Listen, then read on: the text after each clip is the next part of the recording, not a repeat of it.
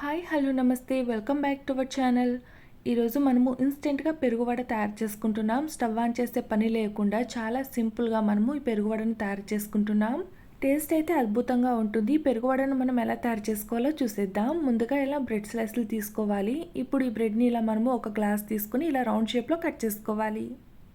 చూస్తారు కదా, ఈ బ్రెడ్ స్లైస్లు అన్నిటిని ఇలా మనము రౌండ్ షేప్లో కట్ చేసుకోవాలి. ఇలా ఒక గ్లాస్తో అన్నా లేకపోతే ఏదైనా మూతతో అన్నా ఈ బ్రెడ్ ముక్కలన్నిటిని ఈ విధంగా మనము కట్ చేసుకొని పక్కన పెట్టుకోవాలి. అలానే ఇప్పుడు ఇలా ఒక బౌల్లోకి 1 కప్పు దాకా పెరుగు తీసుకోవాలి. ఇప్పుడు ఈ పెరుగులోకి 4 స్పూన్లు దాకా పంచదార వేసుకోవాలి.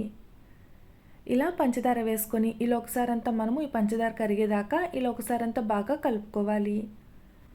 చూసారు కదా, ఈ పెరుగులో ఉన్న పంచదార అంతా చక్కగా కరిగిపోయింది కదా. ఇప్పుడు ఇలా ఒక బౌల్లోకి స్వీట్ చట్నీ అలానే గ్రీన్ చట్నీ తీసుకోవాలి.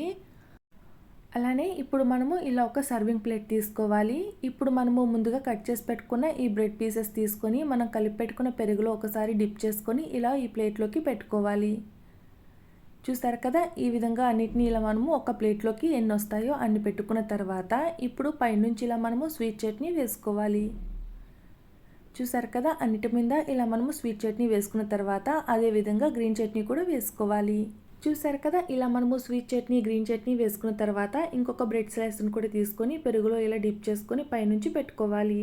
చూసారు కదా, ఈ విధంగా మనము ఈ బ్రెడ్ స్లైస్లు అన్నీ ఒకదాని మీద ఒకటి ఇలా పెట్టుకున్న తర్వాత పైనుంచి ఇలా మరి కాస్త గ్రీన్ చట్నీ అలానే స్వీట్ చట్నీ వేసుకోవాలి. ఇలా ఈ గ్రీన్ చట్నీ స్వీట్ చట్నీ మనము ఇంట్లోనే తయారు చేసుకోవచ్చు, లేకపోతే బయట మార్కెట్లో ఉన్న మనకు చాలా ఈజీగా దొరికేస్తుంది, అదన్నా తీసుకొని యూస్ చేసుకోవచ్చు.